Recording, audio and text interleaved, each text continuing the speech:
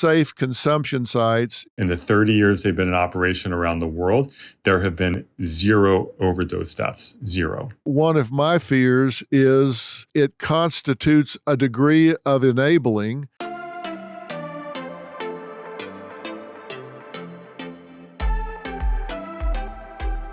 Hey, everybody, you are on Fill in the Blanks. As you know, my guest today is Senator Scott Wiener. He represents District 11, San Francisco and northern San Mateo County in California.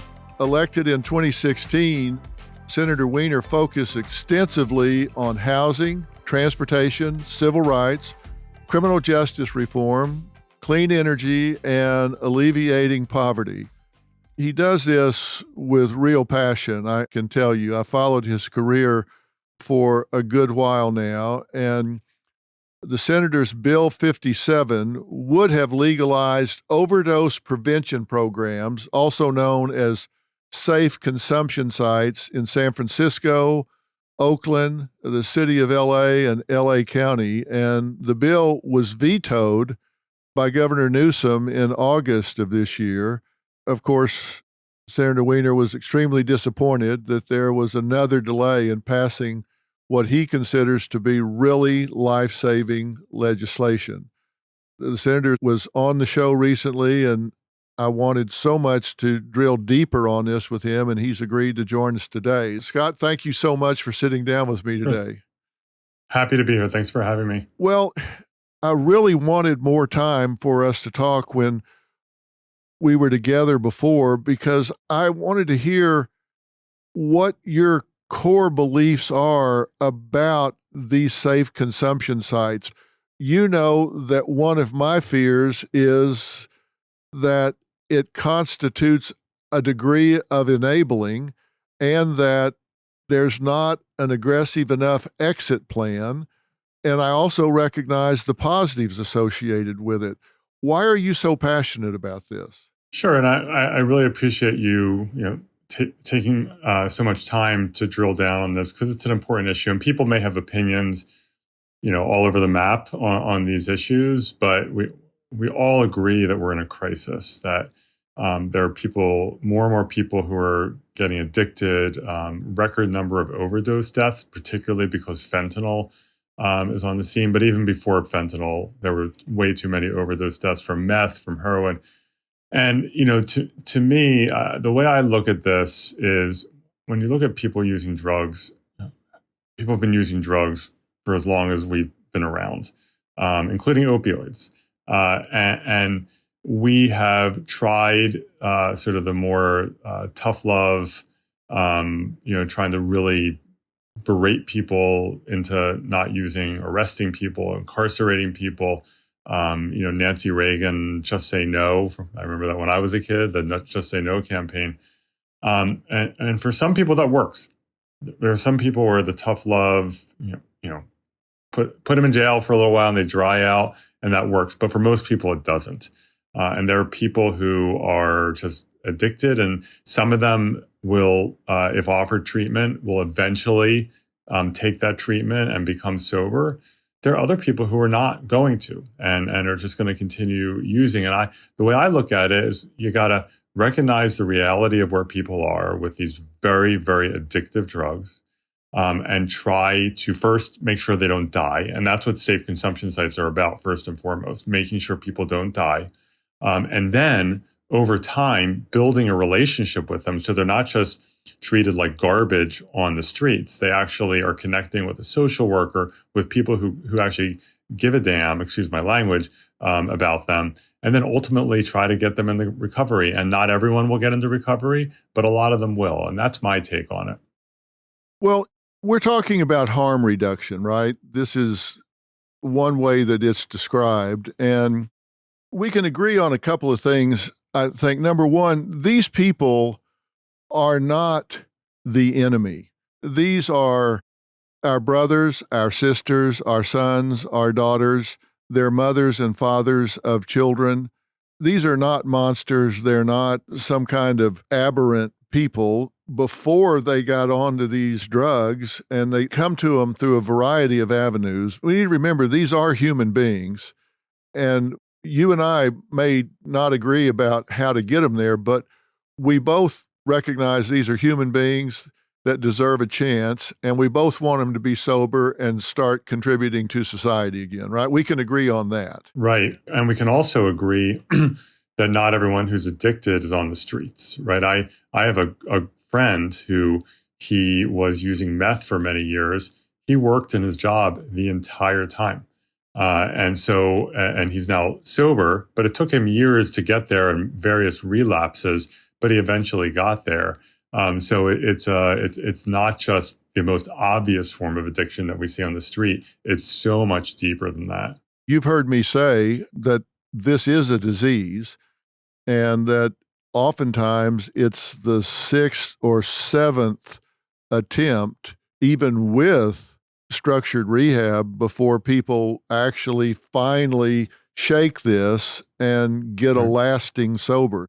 This isn't something that you just kind of gut up and do it one day. It's a difficult thing. This is a serious disease. It's subject to relapse. It can be fatal and often is. So I think we see it the same in terms of the gravity of it.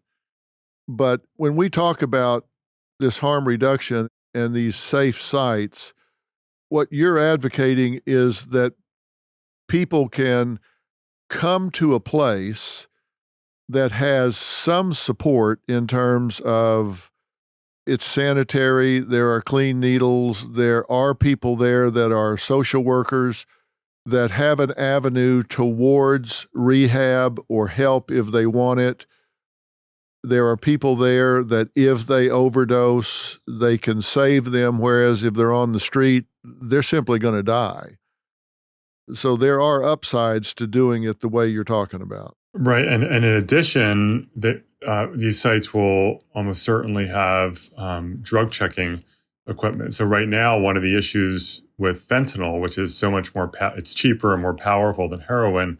There are some markets where you can't get heroin anymore. Only fentanyl is available. But there are people who are intentionally using fentanyl because it is cheaper and more powerful. But there are others who are where it's laced, and they don't know it's laced into their heroin or their meth or whatever. And so giving them the opportunity to check the drugs so they at least know what they're taking and they're not taking something that might actually kill them. So you'll give them a test strip so they can see whether it's laced with fentanyl? Yeah, or there's actually some newer technology that's even better than test strips now. There's like laser technology. So that's a very important service. Right. And y'all actually provide that for them there? Yes. Okay. Or we would if we got this bill signed. Yeah, if you got the bill signed, you would provide that technology for them. Yes. There. Now, what are the biggest objections that you hear from people in this kind of not in my neighborhood argument, and why do you think the governor vetoed this?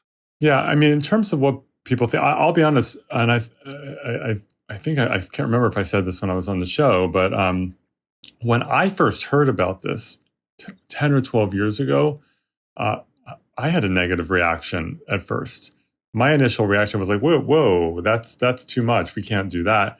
And then I started reading about it and reading some of the scientific studies and learning more about it. And as I learned about it, the facts were really clear to me because this is not a new idea. These have been in operation for decades around the world with a lot of success. And so, but I had that same initial reaction. I think there are people who have the same reaction that I think you've expressed, that this might enable people. I understand that perspective. I don't agree with it because these people are already using, and if they're using behind a dumpster or in a very unsafe setting, I don't think it's enabling. They're already determined to do it. Also, some people, I've heard people say, "Well, we're giving up on them.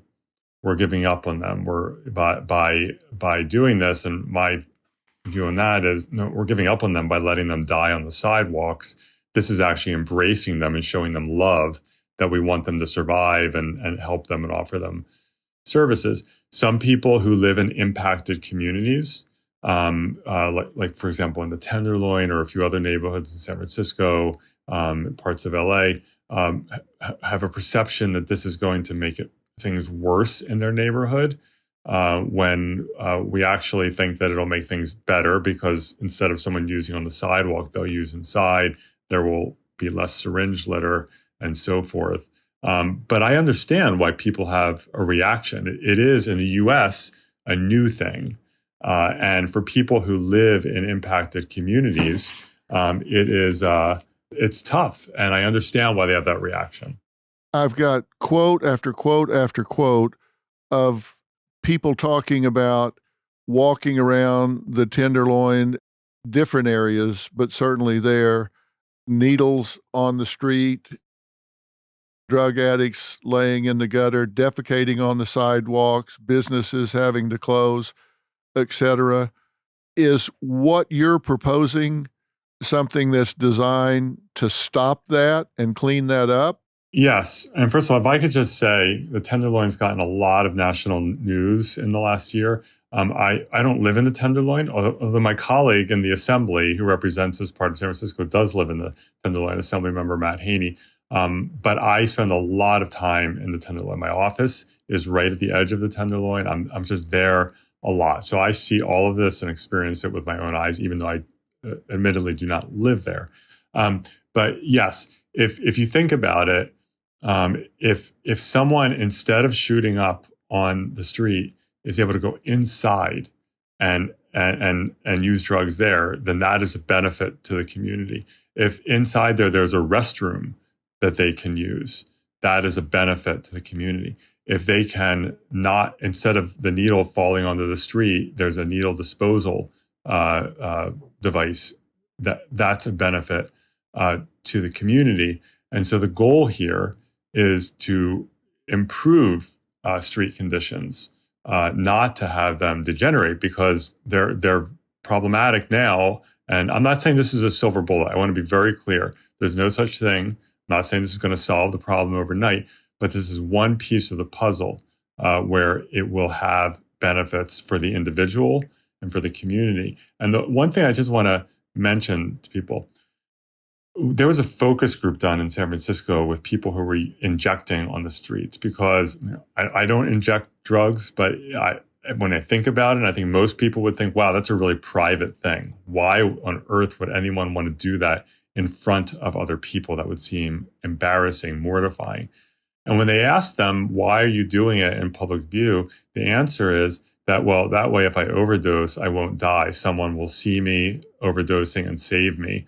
And so that's why a lot of people will choose to go inside, because it is more dignified, and they know that they will likely not die, almost certainly not die, if they overdose in one of these places. Because in the 30 years they've been in operation around the world, there have been 0 overdose deaths, 0. Yeah. We agree that there are areas of San Francisco that have really deteriorated, like the Tenderloin and all, where if you walk down there, you walk through with a camera, it's undeniable that it's gone to the dogs. Agreed? Let me talk about the state of San Francisco, because sometimes when people read about what's happening in the city, they have a perception that in San Francisco, you can't walk 5 feet without stepping on a needle and human feces. In the vast majority of the geography of San Francisco, that's not the case. I am walking through the city all the time. I don't see needles that frequently. I see a lot more dog poop than human poop, because people aren't always great about scooping the poop, but that's true in every city. There are a few areas in the city, and the Tenderloin is one of them, that are impacted. The Tenderloin has always had major challenges, always. It has gotten worse lately. There's no doubt about it. But in the vast majority of San Francisco, that is not the case. Well, I'm not saying we don't have issues. We do. So, but the Tenderloin has definitely gotten more impacted with drug dealing. And I think we need to address drug dealing. It's not okay for people to be doing that. And there is more open air drug use in that area. And that's why we need to reduce that. Absolutely. Why is that? And I know, because I've been to San Francisco in recent times, and there are areas of it that are like it's always been. They're beautiful, stunning views, beautiful. And then I've been to those areas that we're talking about now that I just don't want to be there. Why has it gotten that way?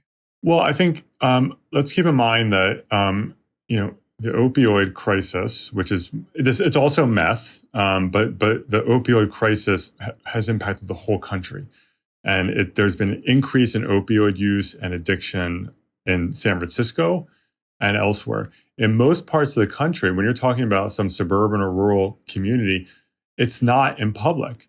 Everything is more spread out. Housing is more affordable. People are more likely to be housed. You're just not seeing it as much. You're seeing some of the impacts, but not seeing the raw, visceral images that we see in a place like San Francisco or Skid Row in LA. But in urban areas where everything is more concentrated, there's less space. And the cost of housing is through the roof. It used to be in San Francisco that if you had a disability check, you could afford an SRO, one of the single room occupancy hotels. You can't anymore. And so homelessness has gone up, not just in San Francisco, but everywhere. And so everything just becomes more visible. And then you put fentanyl on top of it, and that's like pouring lighter fluid on it. So I think those are some of the reasons why things have gotten worse. And you say these safe sites are not going to be the silver bullet that fixes this. And of course, that's true. What is going to fix this for San Francisco? San Francisco and elsewhere, we need a lot more access to treatment. It is so hard. And we do a lot of the work I do in legislature is around mental health in general, and addiction is sort of a subset of mental health, access to treatment. If someone needs you know this, right? This is your world. Getting access to a therapist, to a psychiatrist, to someone to work with you in recovery is really, really hard, even for people with resources. And if you don't have resources, it's beyond hard. And so we don't provide enough drug addiction treatment in this country, and we need to make it much easier for people to access treatment. We need to get people into housing. And in California, as you know, it is a deep crisis that we're in, and it pushes people onto the streets.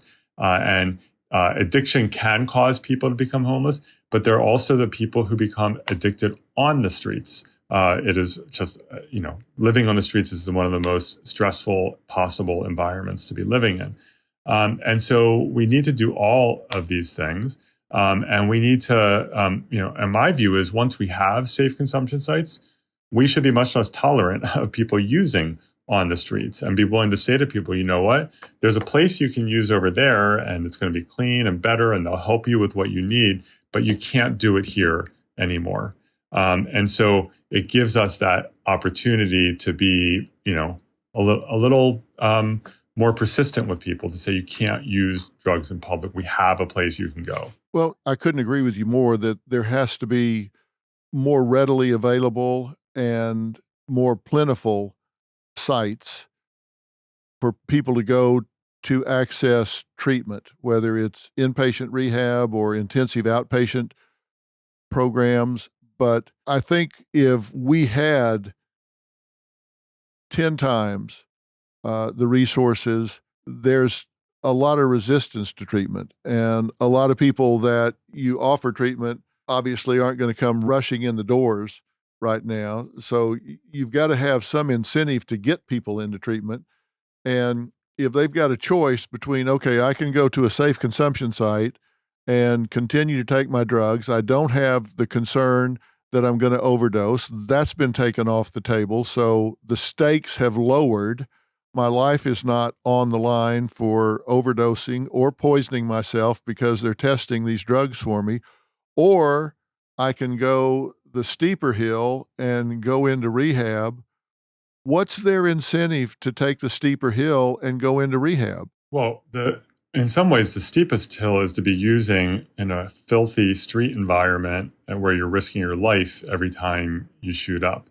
And so I in terms of just the enabling, this idea that it enables it, I just fundamentally disagree with it because if you think about it, if they're just using on the streets, the risks are so high of dying, of getting HIV, hepatitis, of getting an infection with a dirty needle. That is a major incentive for people not to do it, and yet they still do it. So I don't think that having one of these sites is going to make it so that, now it's really easy to use. They were doing it when it was really, really, really, really hard.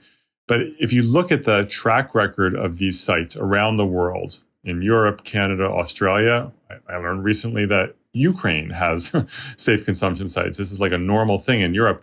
They have a good track record of getting people into treatment. Not everyone, and it doesn't always happen right away. People have to be ready, but they have a track record of getting people into treatment. If you think about it, someone who's on the street being treated like human garbage, people ignore them, they become invisible. If they're going into a site every day or a few times a week or however often they're doing it, they now have people who see them, who talk to them, who acknowledge that they are human beings.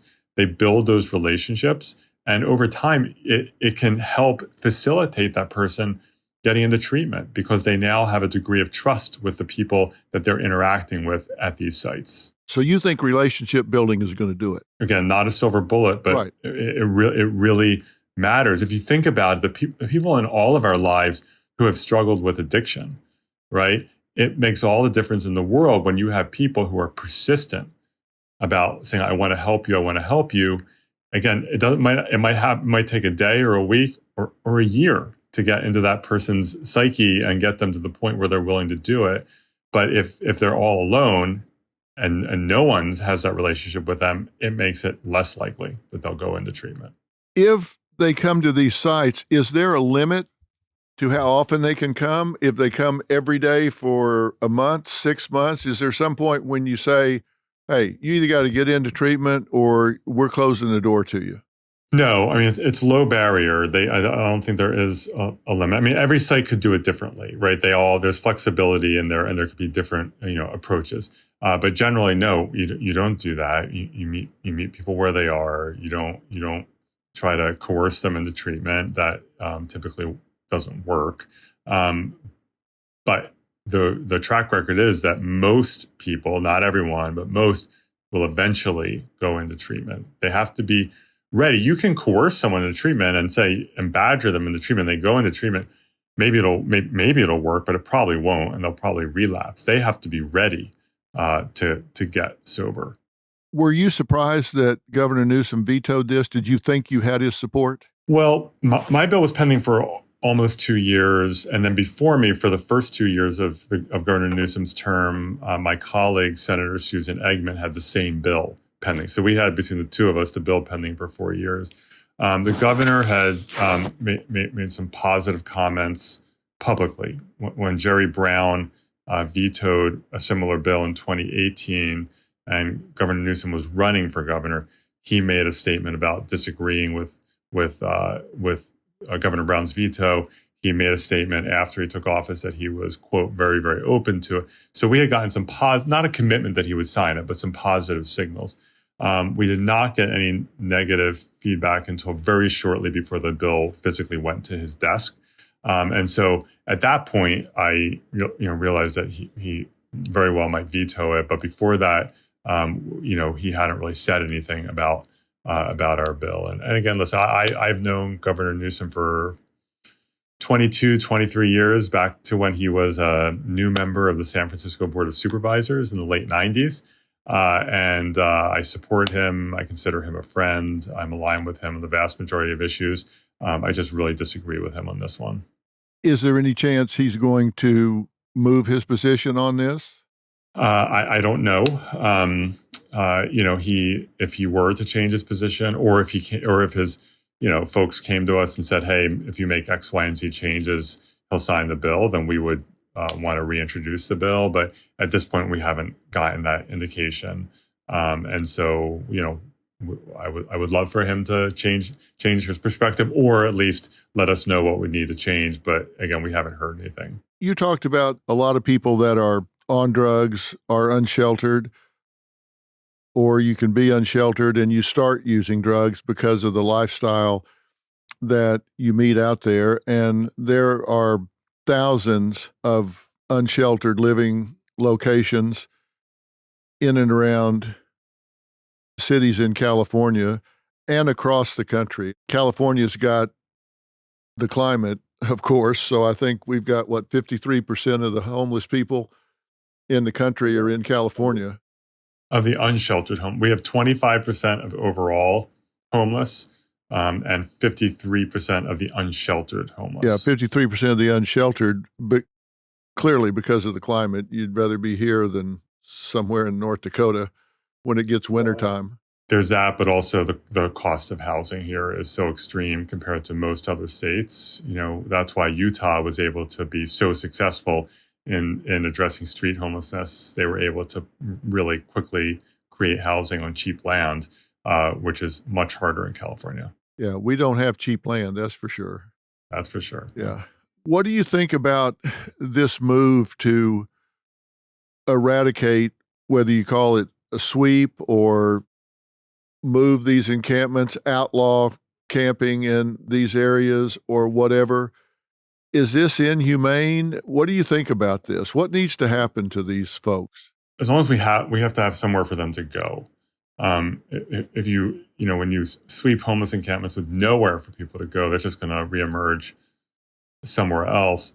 And so it's important to have enough shelter, what we call navigation centers, which is sort of more modern, more effective version of shelters, and have places for people to be, where there's low barriers to get in there. And then I think it's not okay to have tents on sidewalks in these encampments in the middle of neighborhoods when there are places for people to go. And so, but we have to have those options for people for it to be effective. Well, where does that come from? If we've got all of these people now, and driving to the studio today, I come down Sunset, Santa Monica Boulevard, Vine, some of the major thoroughfares in this part of LA, both sides of the street are lined with tents, and a lot of them are in front of businesses. I don't know what those people do business-wise, because people just simply won't walk through there to go through a business door. I understand these people have to have somewhere to be. I also understand these people have a business that they've got to make a living. Yeah. If they don't stay there, where do they go? Yeah, the tent situation in LA, also in San Francisco, it's untenable, and it has huge impacts on communities and huge safety issues for a variety of reasons, including to the occupants of the tents. And so that's why, but we have to have a place for them to go, and we don't have enough shelters in California in general. It's and there are cities that refuse to allow shelters, and we have state law that requires them to allow it, but it's still a problem. So shelters are not the ultimate solution. The ultimate solution is housing, but we absolutely need more shelters. I don't know that we need to go as far as New York City, which New York City has just a massive mega shelter system, which some would say takes money away from permanent housing. But regardless, we do not have enough shelter in California. We need shelter, and it needs to be flexible shelter so that people are willing to go there. And once we have that, and I think, in some parts of the state we do better than others, I think it's not acceptable to have tents on the sidewalk. It's very, very negative for a community. I've pulled over and talked to some of the homeless people, and I've had failed attempts and successful attempts. I've pulled over and tried to talk to some of them that are so mentally ill that they can't have a coherent conversation. Some that are so drugged out they can't have a coherent conversation. I've had some that would seem to make excellent staff. They're sharp, they're focused, and they just seem so capable, yet so stuck in the situation they're in. I've talked to them about shelters, and those that can carry on the conversation, which frankly are a high percentage of them, will tell me, look, going into a shelter is not an option for me, because if I do, I can't take my belongings and they'll be gone the next morning. I have a pet. I can't take my pet, and I'm not going to abandon my pet. I have to check in and out every day. So it's not a permanent solution for me, or even a temporary situation, because I got to be out by like 7 or 8 the next morning. I have to be in by a curfew. So it's just not tenable. I'm not going to lose what little I own or abandon my pet. And it's not safe in there, by the way. So you can talk about shelters to me, but I'm not going in there is what they tell me. It's just not a good idea. Yeah, and that's a really important point, and that's why we have this newer model called navigation centers. And what a navigation center is, it allows for an entire encampment or a group of people just to bring everything in and be there and not have those same really strict rules that are a incentive for people not to go. And so at these navigation centers, people can bring their dogs, they can bring their belongings, as long as they don't have weapons or something that, and they can also, instead of being gender segregated, they can go in, with your boyfriend or your girlfriend. You don't have to be separated. And they provide various navigation services there. People are interested in trying to pursue housing or addiction treatment, or they have another health problem, or their dog is sick and they need, their dog to get veterinary attention. They provide that. And we have them in San Francisco. They've been very successful. They are a good model to, over time, replace the traditional shelter system because they are much more flexible. You don't have to leave at 7 a.m. And it creates a better incentive for people to actually take advantage of it. Okay. Are these climate-controlled buildings? Are they warehouses? What are they? They vary. In San Francisco, we have a few of them that are outdoors. So it's a fenced-in area? Fenced-off, fenced-in area, but it's outdoors. And like for example, we had one in the Mission. There was a parking lot that was going to be developed for housing, but it wasn't going to be for a few years. So they allowed the city leased it at a very low rent for a few years as an outdoor navigation center. Others where it's outdoors, but they built these smaller structures, so there are indoor spaces. There are some navigation centers where they'll buy an old building that has rooms in it and people get to stay in a room. So it's not permanent housing, but you have your own space. And so it's a very flexible model, and it can be in a lot of different kinds of configurations. Now, what's the cost of having somebody in a navigation center as opposed to having them in a temporary housing or housing? I think it depends on where you are. San Francisco, it's probably going to be a lot cheaper than, substantially cheaper than having someone in housing. In a lower cost area, it might be a little bit closer. I don't, off the top of my head, know the exact current cost of having someone in a navigation center. It can be done. There's a real cost. I mean, it needs to be appropriately staffed. You need to have the right supplies there, the right services there. So, being able to offer people services. But it's cheaper. It's cheaper than housing. It is cheaper than housing. What I'm trying to think of is if we can come up with a plan that gets people off the sidewalks, that keeps the merchants from being in a hardship situation, then it seems to me that is a viable alternative. And I was reading about your navigation centers. I know there are a couple of places in LA that are just that. They're really big fenced off areas, and they do have security on the gates. They're not armed, but they're patrols that go through, and they do have radios so they can call for help if they need, for medical help or whatever. Right. And I just got the sense that people felt a lot safer in that environment than they did just out on the street. Yeah, I think they work well. And we've actually made some changes to state law. I had a legislation I authored that was enacted in the law to make it easier for people to open up these kinds of navigation centers. Because there's always community resistance. And a lot of times they're mad that people are on the street, but then when you try to create other options, they oppose that too. And so we tried to make it easier and more streamlined to get them open. Yeah, it seems to me that if any gradation that we can do from these people just being out on the street or an underpass, it seems to me that it's a step up for them. It's a step up security-wise, and it's a move towards them holding themselves to a higher standard.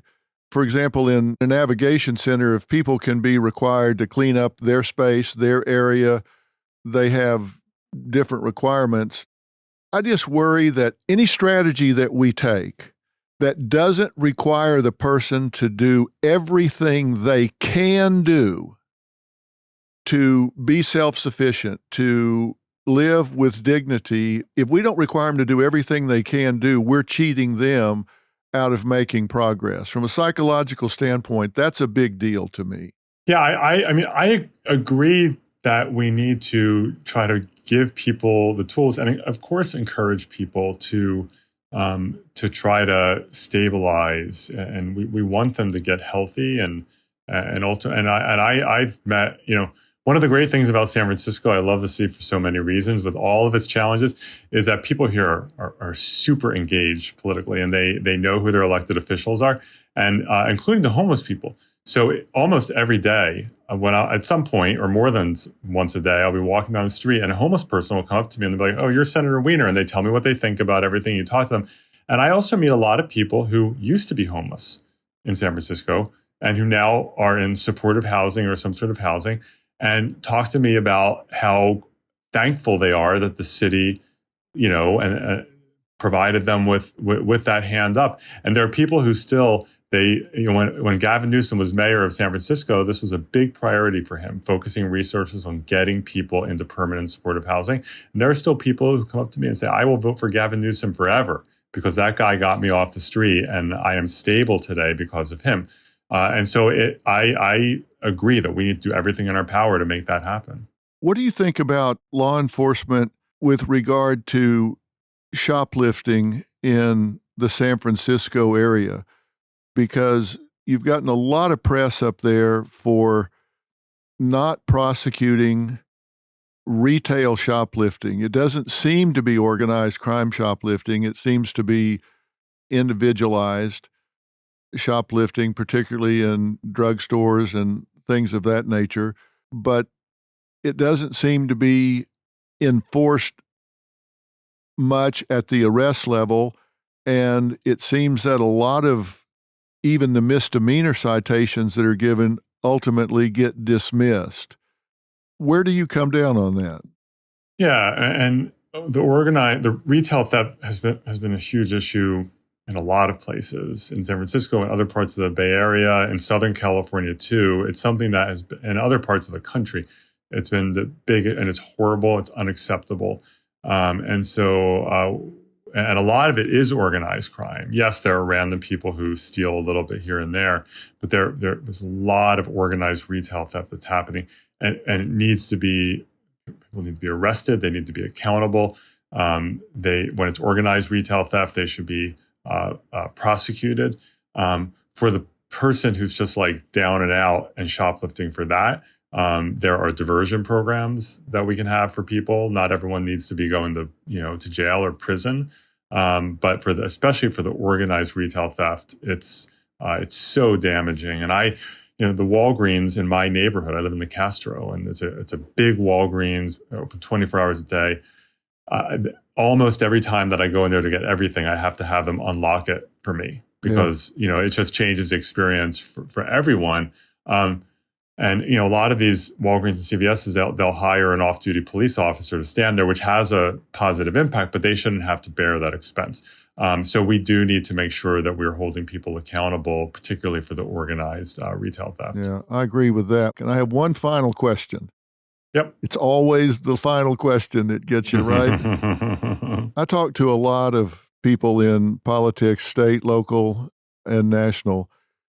You are uncommonly passionate about the things that you advocate for. What got you onto this path, Scott? I grew up in southern New Jersey, a Jewish kid, Jewish family, one of two Jews in my high school class of 550. Enormous anti-Semitism growing up. And I wasn't from a political family, but early on, I sort of realized that, politics is sort of it's a matter of life and death, right? It's not just, am I happy with this or unhappy with that? It's a matter of life and death. And I got really passionate as a teenager. And my parents never understood why I wanted to volunteer on campaigns, but I just started to do it. And over time, as a gay man, I came out during college and got really active in the community. And I didn't want to run for office. But I saw over time the intersection between working to make your community better and what happens in politics. And so even though politics can be icky, it's not always, pleasant. I saw that you can make change. And for me, being in office, I don't want to say I have no ego. We all have an ego.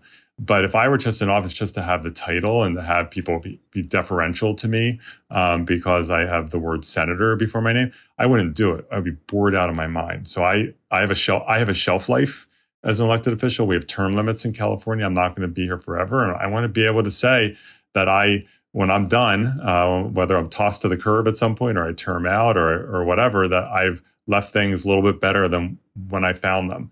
And the thing that gets me up in the morning is when someone comes up to me on the street and says, because of a bill that you did that got signed into law, something is better in my life, that gives me a natural high for weeks.